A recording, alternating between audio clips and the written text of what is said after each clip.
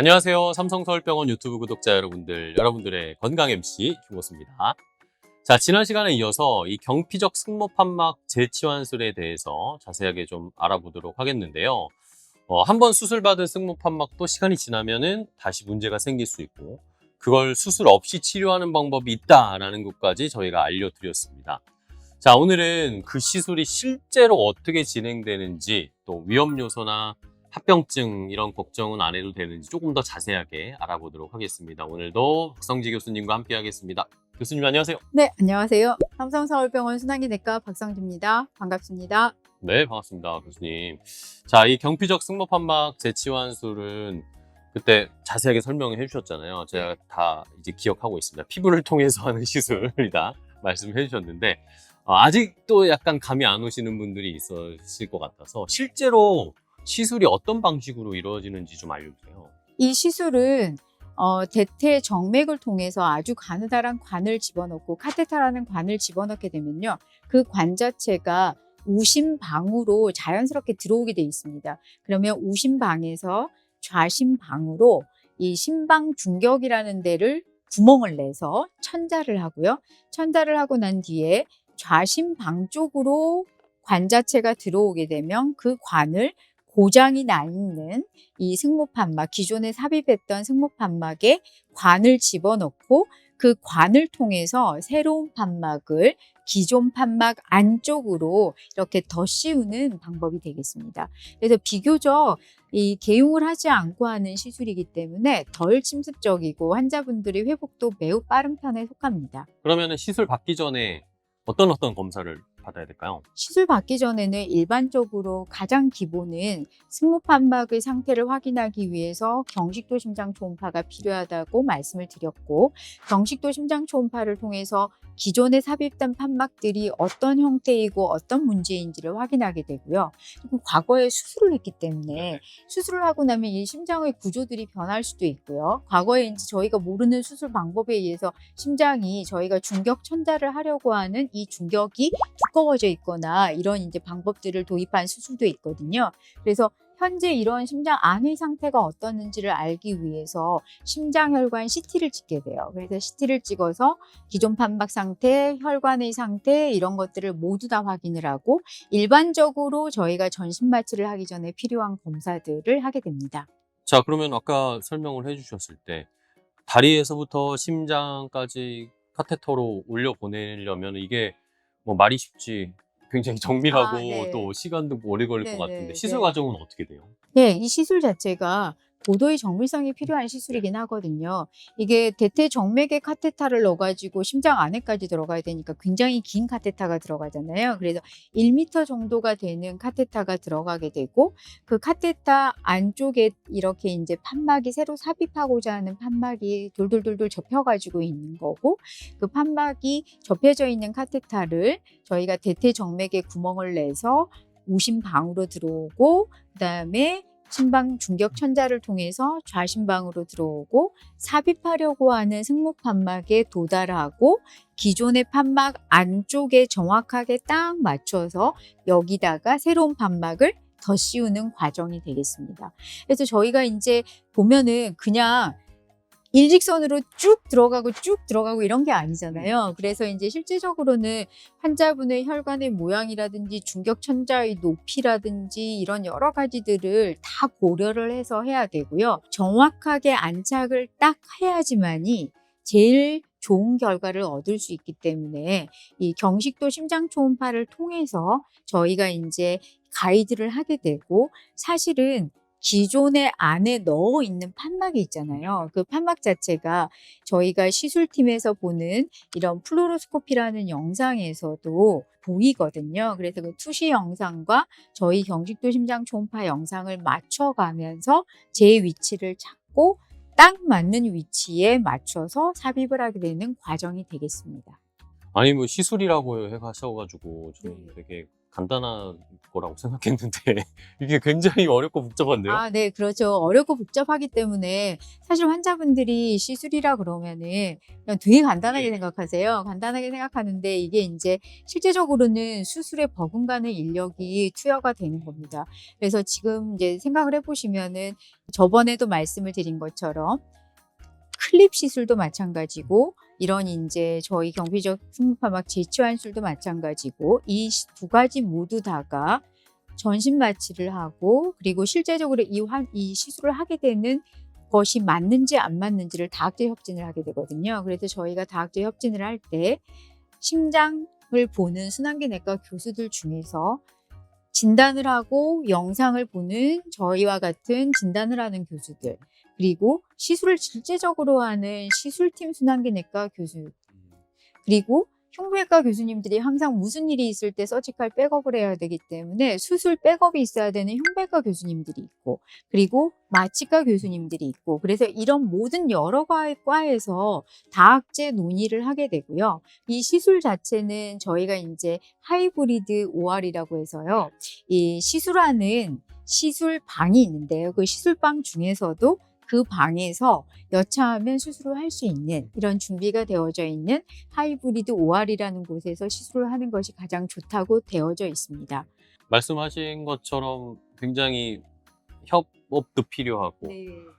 많은 노력이 필요한 것처럼 실제로 그러면 시술 시간도 오래 걸릴 것 같은데 어떤가요? 아, 시술 시간은 생각보다는 길게 걸리지는 않습니다. 제 위치로 판막이 들어가서 판막을 딱 삽입하는 데까지는 정말 얼마 걸리질 않습니다. 그런데 이제 준비하는 시간들, 제 위치까지 도달하는 시간들 이런 것들을 다 따졌을 때 두세 시간 정도라고 생각하시면 되고요. 그리고 무엇보다도 이제 저희가 개흉 수술을 하게 되면 전신 마취를 하고 개흉을 하면 저희가 나중에 나올 때 이렇게 이제 가슴 쪽에 보면 호수들이 꽂혀 있고 환자분들이 수술 부위 상처가 아프고 또 이런 게 다 회복되는데 시간이 굉장히 오래 걸리잖아요. 근데 그런 불편함에서 환자분들이 조금은 자유로울 수 있다는 점들이 있습니다. 그러면 이제 회복도 조금 빠르다고 아까 살짝 말씀을 해주셨잖아요. 네네. 그러면은 어느 정도 걸리는지 어떤 과정을 거치는지 궁금해요. 회복 같은 경우에 있어서는 사실은 이게 전신 마취지만 개용을 안 하니까요. 개용을 안 하고 다리 혈관이잖아요. 그렇기 때문에 적절한 시술이 딱 끝나고 나면은 그 다음 날부터 걸어 다니실 수 있고 일반적으로는 시술한 다음 날 관찰을 하고 심장 초음파를 해서 괜찮은지 확인을 하고요. 시술한 다음 날이죠. 두 번째 날에는 퇴원을 하시게 됩니다. 네. 빠른 편이네요. 네, 굉장히 빠르죠. 그럼 일상 복귀도 빨라지겠네요. 아, 네, 그렇죠. 왜냐면은 전신 마취하고 다 깨면은 다리 혈관 상처만 좀 아물게 되면은 그 다음날부터 다 걷고 하실 수 있거든요. 그래서 제가 실제적으로 그 시술을 받은 우리 환자분, 이제 첫 번째로 받으셨던 분도 그렇고 82세, 88세 이런 분들이신데 이 환자분들께서 시술 받고 그 다음날부터 다 걸으시면서 걸어도 숨이 안 차 그러시면서 걸으시기는 했습니다. 굉장히 짧은 시간 동안에 회복이 되고 하지만 실제적으로는 환자분의 상태에 따라서 저희가 이제 시간적인 차이가 날 수도 있고 시술을 받았다고 해서 그게 끝이 아니라 이 시술한 판막 자체가 잘 유지를 할 수 있는지를 주기적인 검사를 반드시 하셔야 됩니다. 그럼 혹시라도 만에 하나 부작용 같은 것도 우리가 좀 생각을 해봐야 될 것 같아요. 아, 네, 그렇죠. 모든 시술에는 이제 부작용의 가능성들이 있기 때문에 저희가 이제 보면은 맨 첫 번째는 심방 중격 천자를 할 때 이게 위치가 조금 잘못되거나 해서 출혈이 생기거나 심장을 둘러싸는 막에 출혈이 생겨서 심낭 압전이 생기거나 이렇게 될 수도 있는 과정이 있고요. 그리고 판막이 딱 정확한 위치에 들어가야 되는데 정확한 위치에 들어가지 않고 조금 삐슷하게 들어가거나 그런 경우에 있어서는 이 피가 새는 피가 누수되는 현상들이 발생을 할 수도 있게 됩니다. 그리고 이제 저희가 시술을 하게 되면은 판막을 교체를 하는 거잖아요. 재치환수를 하게 되는데 기존에는 심장 기능이 다 정상이었는데 이런 과정들 자체에서 심장 기능이 조금 떨어지거나 아니면 기존에 부정맥이 없었는데 생기거나 부정맥이 있었는데 심해지거나 하는 여러 가지 문제들이 생길 수가 있어서 이런 이제 합병증이나 이런 부작용들이 생기지 않게 하려면 굉장히 숙련된 팀, 다학제 팀, 이 팀에서 시술을 하는 것이 중요하다고 생각합니다. 근데 말씀하시는 거 듣다가 갑자기 궁금해진 게 그럼 만약에 석회화된 기존 판막 위에다가 그 위에다가 판막을 다시 덮어도 되는 건가요? 그게 기존 판막을 제거하지 않고 바로 덮어도 될까라는 아, 네, 그렇죠. 환자분들이 이렇게 말씀을 하세요. 옛날에 망가진 판막은 안 드러내고 놔둬도 된다는 그냥 거예요? 그 그렇게 위에다 그냥 해도 말씀하시죠. 되는 맞아요. 거지. 근데 일반적으로는 괜찮습니다. 아, 괜찮은 이유 자체가 이게 석회화가 심해가지고 딱딱해져서 잘 안 열리는 경우에 있어서 시술을 하게 되는데 시술을 하지 못하는 경우는 거의 없거든요. 근데 이제 여기서 짚고 넘어가야 될 문제가 현재는 우리나라에서 이런 경피적 승모판막 재치환술은 기존에 삽입되어 있던 승모판막이 딱딱해져서 협착증이 생긴 경우만 가능합니다. 그래서 협착증이 생겨서 딱딱해져가지고 안 열리는 판막에만 삽입을 할 수 있는 것으로 되어져 있고요. 기존의 판막이 역류증이 생긴 거 있죠. 망가져가지고 피가 새는 경우 있죠. 그때는 이 시술을 할 수 없습니다. 기존에 이제 딱딱해 있던 판막에 승모판막 협착증이 생겨져 있는 판막에 저희가 시술을 할 수 있고 이렇게 시술을 했을 때 기존 판막에 있는 이런 석회화라든지 딱딱한 물질들이 떨어져 나가도 이게 정맥으로 가는 거기 때문에 내경색을 일으키거나 하는 그런 합병증들은 발생하지는 않습니다. 이 경피적 승모 판막 재치환수를 받고 난 후에 그럼 판막이 또 망가질 수도 있잖아요. 네네. 그러면 그때 또 경피적으로 시술을 할 수 있는 거예요?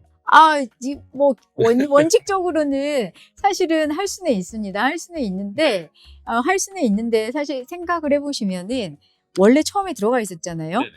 그 안에다가 경피적으로 판막을 또 하나를 삽입을 했어요. 그러면 이제 우리는 이 안에 세 번째가 들어가야 되는 거잖아요. 그렇게 되면은 굉장히 사이즈가 작은 작으겠네요. 것들이 들어갈 거 아니에요. 그렇기 때문에 환자분들의 역학적으로 원활한 움직임을 원하는 거에는 조금 힘들지 않을까 하는 생각이 들잖아요. 그래서 일반적으로는 이게 2번까지는 경피적 승모판막 재치환수를 하는 경우는 있긴 하겠지만 흔치는 않습니다. 그러면은 경피적 승모 판막 재치환술이 어쨌든 장점이 굉장히 많잖아요. 네네. 뭐 우리가 가슴을 열지 않아도 되고 뭐 여러 가지 이점들이 많은데 다 아쉬운 점, 단점도 있을 것 같습니다. 아, 네, 그렇죠. 단점은 이제 비용입니다. 굉장히 고비용의 시술입니다. 실제로 환자분들한테 상담을 드릴 때 말씀을 드리면 하고 싶어 하는 분들이 많아요. 마이트랄 클립도 마찬가지고 이런 이제 경피적 승모판막 재치환술도 마찬가지인데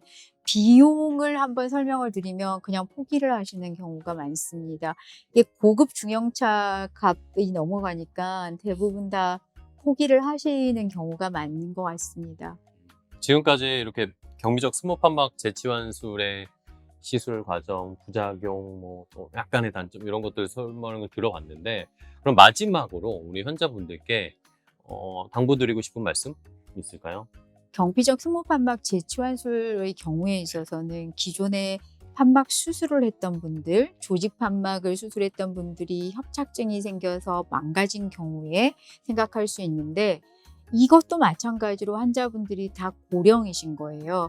고령이고 활동을 많이 안 하시고 내 나이가 이제 얼만데 이걸 뭐하러 이 비용으로 또 해야 돼 이런 말씀하시는 분들이 대부분이셔요.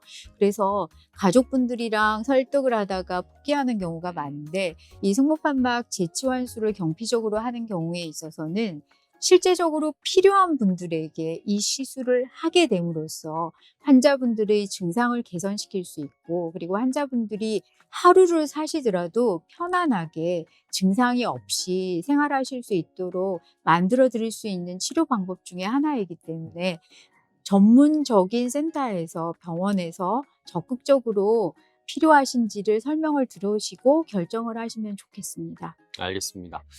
자, 순환기내과의 우리 박성지 교수님과 두 편에 걸쳐서 경피적 승모판막 재치환술에 대해서 자세하게 설명을 들었습니다. 말 그대로 이 다시 고장난 판막을 수술 없이 다시 살릴 수 있는 시대가 된 거잖아요. 그러니까 한번 수술했다고 끝이 아니라 다시 문제가 생겨도 덜 아프고 더 빠른 방법으로 치료할 수 있다는 건 또 환자분들에게 큰 희망이 될 수 있을 것 같습니다.